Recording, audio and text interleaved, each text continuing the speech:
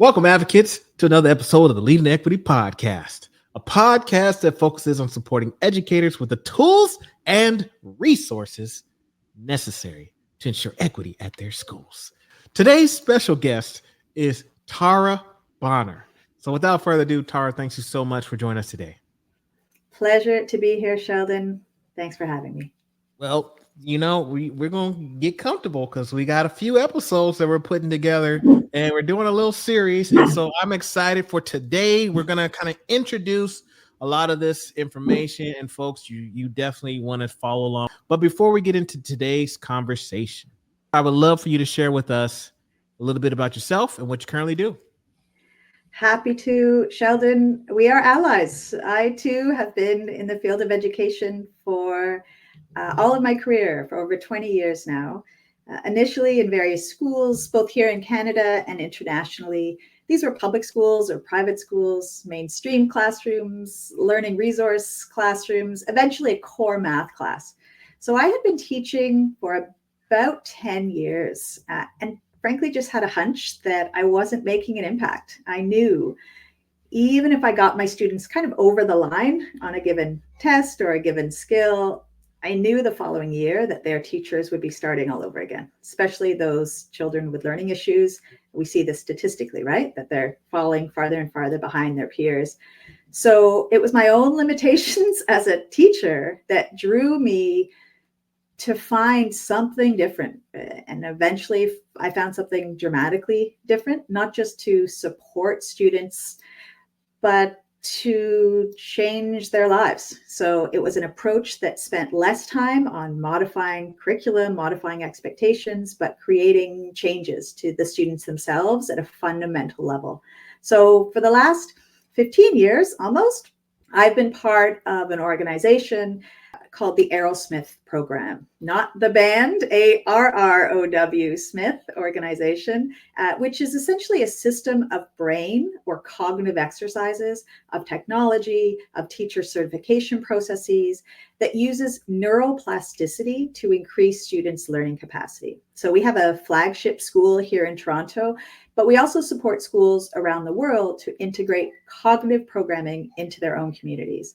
So those might be some new terms that I've just introduced, neuroplasticity and cognitive programming. And of course, that's why we're here together.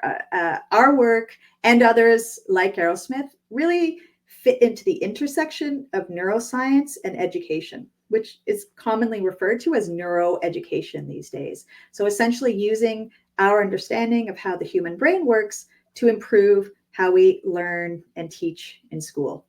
So Aerosmith, not the band Aerosmith. Yeah, I'm afraid not. The founder of our program, it was her grandmother's name, Aerosmith. Okay, all right. Well, that's fair. I was curious. I'm not gonna lie. There's I was an origin curious. story. Yeah. Now, and Tara, you're exactly right. When you said neuroplasticity, I was like, I know a little bit about science and I know a little bit about that, but I would love, because I know about it, but I would love for you to teach our audience that are listening what exactly is neuroplasticity. So I'm asking for them, not necessarily for myself. Of course you are. So in its simplest terms, and let's break it down, neuroplasticity. So neuro, think the brain, more specifically the neurons or the nerve cells that really are the building blocks of the brain and of the nervous system. And then plasticity, the term meaning malleable or stretchable or changeable. So neuroplasticity is simply our brain's ability to change. Okay. So our brain's ability to change, can that still happen? Because my understanding was like once you turn 25, 26, something like that, your brain is fully developed. So is this beneficial to our younger folks, or as adults, does this happen as well? So Sheldon, old dogs can absolutely learn new tricks. Okay. So let's for sure, first of all, recognize that neuroplasticity, our brains are changeable, are stretchable throughout our lifetime. And you're absolutely right. For a long time, it was thought that there was this moment where our brains no longer change. But if you wouldn't mind, I'd like to take even a step back a little bit, because even this idea that our brains can change is a relatively new concept in scientifically, and certainly in the educational context. I mean, really, for hundreds and hundreds of years, it was believed, science understood that the brain was fixed, was kind of hardwired. Think of it as a box, and it could be filled with knowledge or content, and it had its own limitation.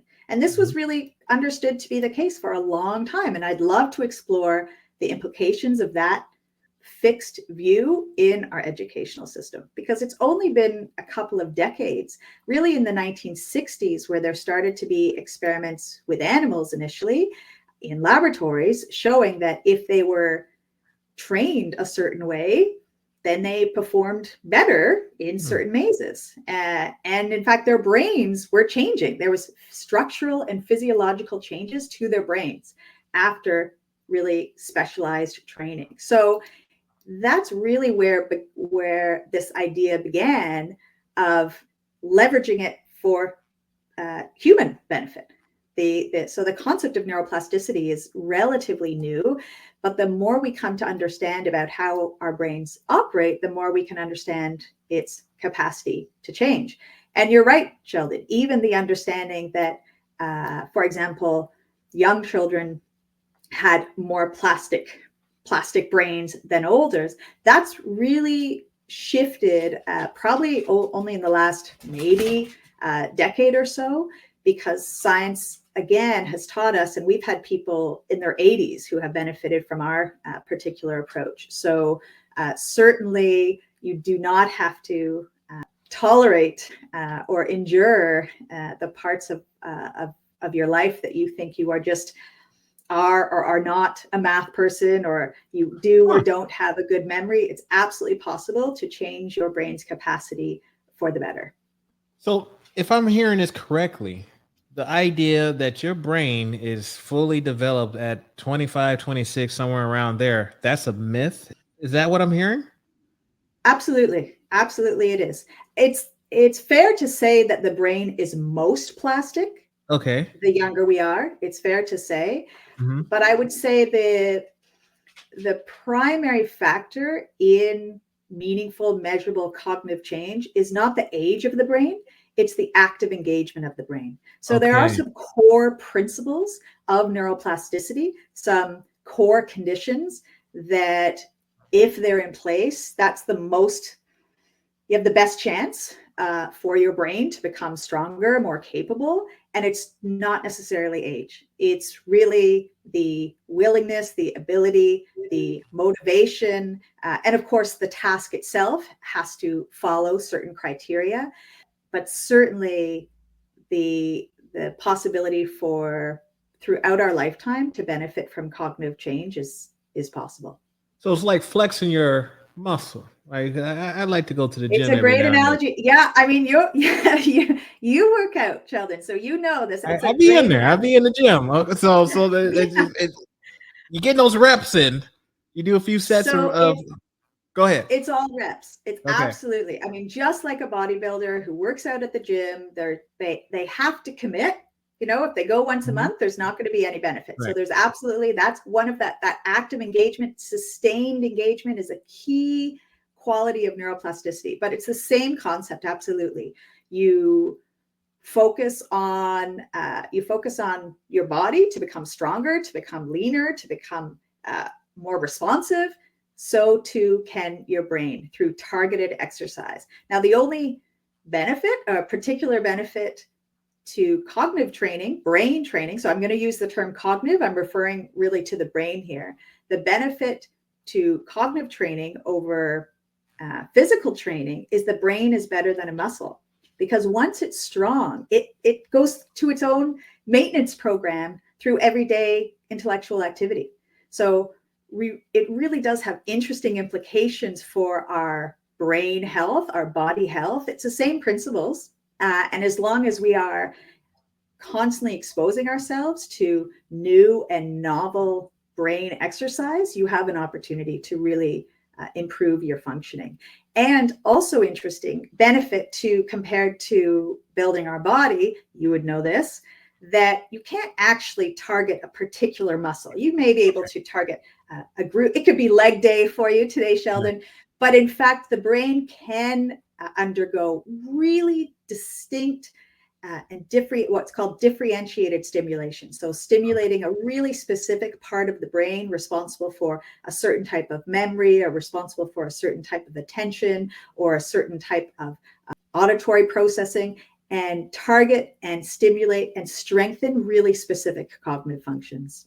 But you can't target. So the question I was going to ask, because it was on my mind, I was like, okay, man, this is great. Like, can this improve someone's emotional intelligence? Can this improve someone's IQ in general? Like, but it says that you can't target things. I want to make sure I'm clear on that. You absolutely can. You raised two great domains that I would love to explore. Emotional intelligence, absolutely. I mean, we really see there are a number of cognitive functions, so different parts of our brain that can and have been improved through cognitive function. In our work, we have up to 19 different cognitive exercises. There's definitely other cognitive functions out there, but ours is particularly focused on those that most impact learning, academic, vocational, and social skills. And absolutely, there's a part of our brain right here in our prefrontal lobe that's responsible for perceiving and interpreting our nonverbal world. And it has a huge role in making connections with other people, in understanding our own emotions, in regulating our emotions, in making kind of common sense, making choices based on our surroundings. And it's a cognitive function. It's not, I mean, it can be a skill that can be acquired, but until or unless you have a cognitive ability to access that skill, to use that skill, then there may be some opportunity for growth. So emotional intelligence is a huge area of possibility. IQ is an interesting one. I mean, I don't want to make this too political a podcast, Sheldon, but you know, it's my show. It's my show. You can say whatever you want. Then let's go. I mean, I will say that, as I said, for hundreds of years, it was believed that the brain was fixed, right? And truly, our educational system, as we know it still today, is based on that construct.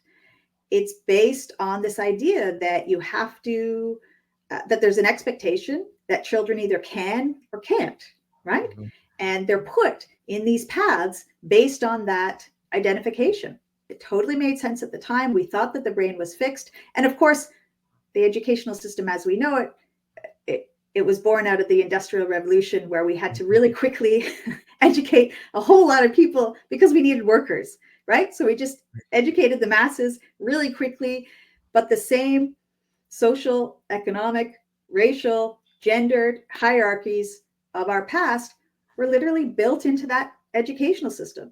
And intellectual hierarchy too, right? Standardized testing and tracking systems that were designed to figure out who's going to be the manager in these new factories and who are going to be the order takers. So the whole concept of education was built on this system that not only our brains were fixed and permanent, and you know, the brain that we're born with is the brain that we'll have forever, but that if you could, you'll always be able to, and if you can't, you'll never be able to.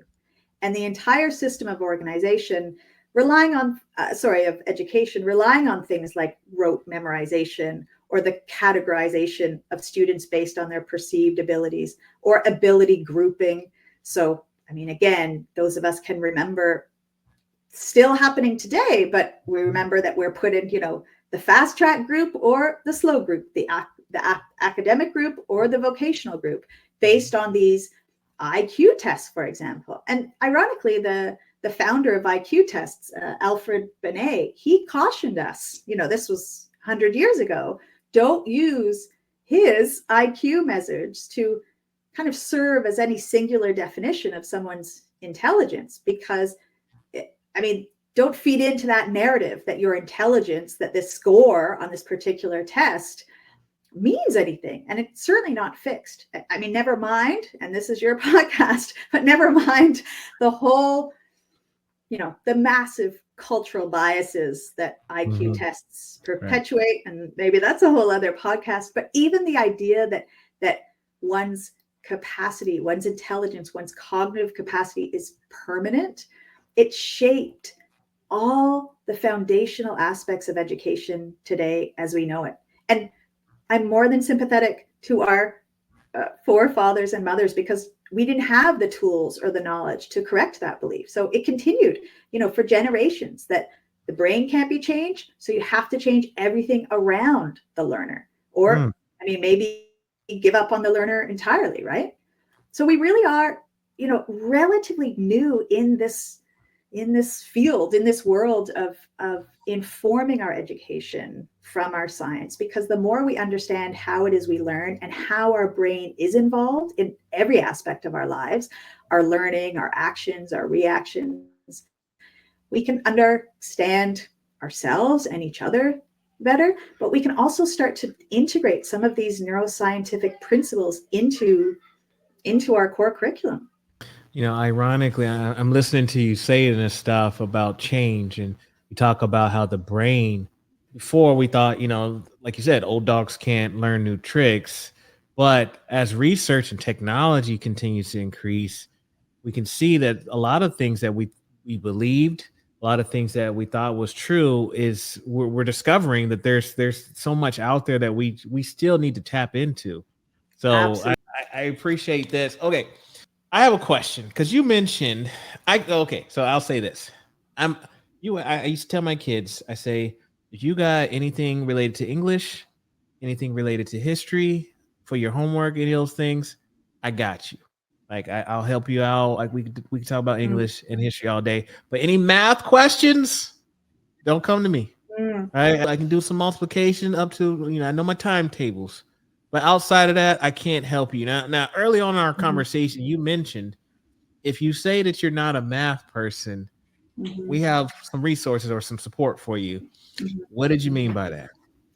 So I will say there's two elements to that, Sheldon. There's one is you must reject the notion, reject that mentality. Say to your kids, I'm sorry, folks, it's not the case that I can't do math. It's that I can't do math yet. That whole growth mindset, right? That whole idea that it's hard, but it's not impossible. So even the concept or construct of recognizing it is a possible area of capacity, of ability for you, you really want to start to embrace that growth mindset. Carol Dweck is great here. I know a lot of schools have done a really good job at integrating growth mindset, but even that is a mindset. It's not necessarily, there has been some suggestion that that's changing the brain on a physiological basis, but it's a mindset. The other thing is to keep in mind is that the reason why you don't feel yet that math is a core strength of yours, first of all, is because it's hard. Math is hard. And math is using a network of very specific brain areas. And if those brain areas even mildly or even slightly underperforming, then the math world is going to feel more challenging for you. And that makes sense. All of us walk around with various cognitive strengths and weaknesses. And it totally makes sense that we're drawn to certain things and we avoid certain things. Absolutely. It's what makes us unique. What makes us who we are is our unique cognitive makeup. But there's another element to that. And it's that our cognitive makeup can be enhanced. It can be improved. So I think there's two strategies, two areas of take-home messages there for you, for your kids, and for all educators. Is one, it's that our unique cognitive makeup is causing or contributing to our own self-concept of what we can and can't do, and that it's only limited by where we are right now, because you can absolutely invest, and it is an investment, a considerable investment of time. We can talk about what it takes to change your brain, because it's not just like going to the gym. It's not going to happen overnight. Right. But with key resources, neuroplastic resources, you can absolutely change your capacity to learn mathematics. Can you give me an example, maybe a story behind that? Maybe you're someone you've worked with that Sure. math. They had the same, they didn't have the growth mindset as you called me out. Sure. I appreciate you for calling me out on that because I was like, No, she's that's fine. right. It's not yet. You're right. I mean, that is one way to look at it, and I didn't approach it that way. I just, in the United States, I would say this. I have a friend that was an assistant principal, and she said she went to China, and Mm, it was very simple. Like I think her son was working out there, and so she goes to China, and she goes to the factory where her son is working, and he's doing things, and literally any factory worker, anybody in that place, they could ask an algebra question and they could answer it no problem, right? And it's like the idea of I'm not a math person is very common and even mhm, acceptable in the United mhm, States, but outside mhm. maybe North America. And because I don't know how it is in Canada, but at least in the US, it's like that. Like people will tell you, "Oh, I Absolutely. don't like math. I'm not a math person." They'll say that Mhm, stuff all the mhm, time, and it's mhm, acceptable. mhm, So here I am mhm, saying, "Yeah, I'm not a math person, but I love how you brought up. No, you're not a math person yet." And so that's mhm. my own, I guess, bias that I need to. I'm glad you brought it up because you're absolutely right. It's just not yet. We can be forgiven because we've spent, again, generations upon generations. It's systemic. This idea that we define either someone else defines us or we define ourselves, and we get comfortable in that, for better or for worse. And as an educator, you look in your class and you see, okay, that's the leader. I can rely on them for this, that, the other, and that person, well, they're going to need help all year, so I'm going to pair them with a more capable child. We do it all the time. It's what makes us human. It's part of our biology is Mm-hmm. to identify, self-identify, to identify like bodies. So it's really hard to shift that mindset. And then, of course, to shift the brain. That's the other piece of it. And I'd love to give you an example. As I said, I was a math teacher within a school that offered cognitive programming. So these were Okay. students who initially were in my math class, some with complex learning difficulties. Mm-hmm. And of course, I was expected to teach key aspects of math curriculum. And fractions was always the area of, it was like the litmus test, because I had children who had key capacity in baseline calculation. They could add, they could subtract, they could memorize a particular pattern, or they could memorize even a procedure. But then fractions revealed themselves. That house of cards would fall apart Mm. because we were presented with one half being bigger than one third. And how can one half be bigger than a third? Because two is smaller than three.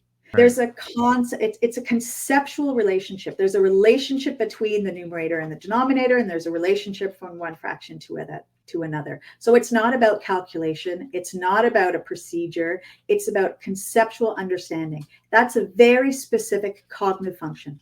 There's the light bulb in our head that goes off when we understand something. And if that's weak, even mildly, it takes us more time and more energy to understand, for the light bulb to go off. So children in this particular school, in my particular class, they all had a weakness essentially in that cognitive function, in their light bulb. And I would do whatever I could, stand on my head, to have them recognize what is a fraction, not how to memorize it, not how to calculate it, but how conceptually to understand it. And of course, that's where manipulatives become very useful, right? That's where Kit Kat bars were great, because I could teach quarters and halves and wholes, and I gained 15 pounds every session because whatever I could do. That's the martyr in me, of course, in the spirit of You my sacrifice kid yourself success. for that. Yes. I have to. So, and you could see, their tongues would come out. They'd really trying, but it was such a fragile understanding, and it only would happen if they had something to hold or look at.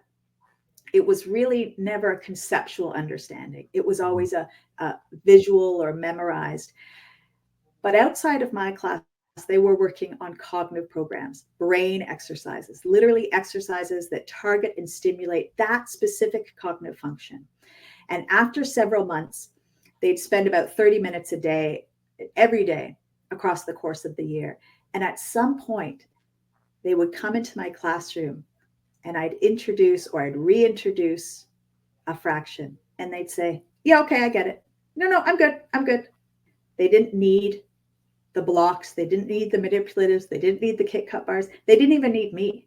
I mean, my role as a teacher became very different. I was no longer teaching to them. I was providing material. I was facilitating or coaching, cheerleading, maybe correcting, but I wasn't doing the thinking for them because they were changing their brain. So going back to this idea, rather than changing the curriculum or everything around the learner, they were changing their core capacity to learn.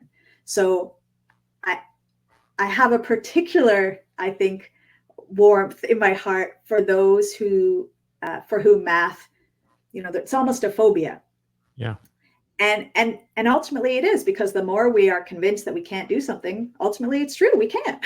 Because until we have a growth mindset, and then even more powerfully, we change the core capacities, the parts of our brain that are responsible for making sense of mathematics, for making sense of nuances of language or of science, then it will become challenging. So it's not making the material easy or easier, but changing the brain's capacity for learning to become more efficient, to become easier.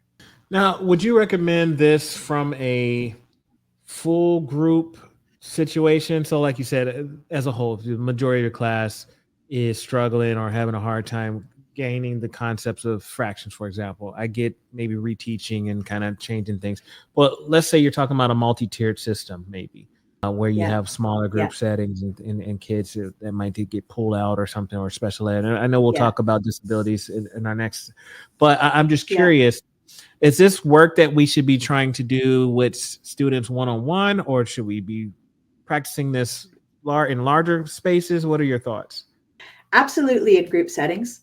Certainly our program is designed to be 10-1 typical ratio, but we certainly have students working on the same exercises in a much, much larger group. So the classroom teacher learns how to facilitate a particular brain exercise, and their whole class is participating in that brain exercise. Because what schools are recognizing these days, it's interesting, because our Aerosmith's, let's call it our origin story. I mean, initially we were primarily supporting individuals with learning difficulties, sometimes complex learning disabilities.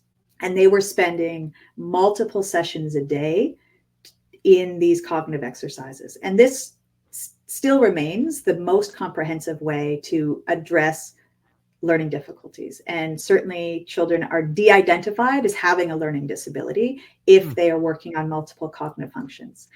But something has been shifting, I think, again, in education lately, partly inclusive models. So schools are less comfortable with having students withdraw from their mainstream class. But there's also this recognition that we all have brains, that we all deserve to have the strongest brain possible. I mean, a colleague of mine says that's the real equalizer in education is the brain. So there's schools these days that use our program in their mainstream classes. So this is a mainstream class, a 7th grade class or a 3rd grade class. And every day for 30 minutes a day, they're doing a brain exercise. And that brain exercise might be related to their executive function. It might be related to the comprehension, conceptual reasoning, the one I mentioned earlier in math class, because that allows all students to create capacity. And it's kind of an interesting time. I saw you had some guests earlier this month talking about 21st century learning and 21st century skills. And you mentioned earlier in our chat about all the advances in our digital space and AI. And there's some very interesting conversations happening right now in education. How are we going to prepare our learners for a workforce that doesn't even exist yet? You know, we don't know what skills and knowledge our students are going to need.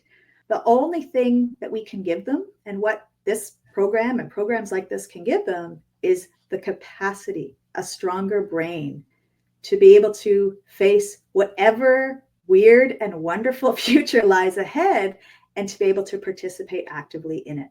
So some schools use our program to ready, they're kind of what they're describing as future proofing their students, all students working on cognitive exercises to prepare them for the future.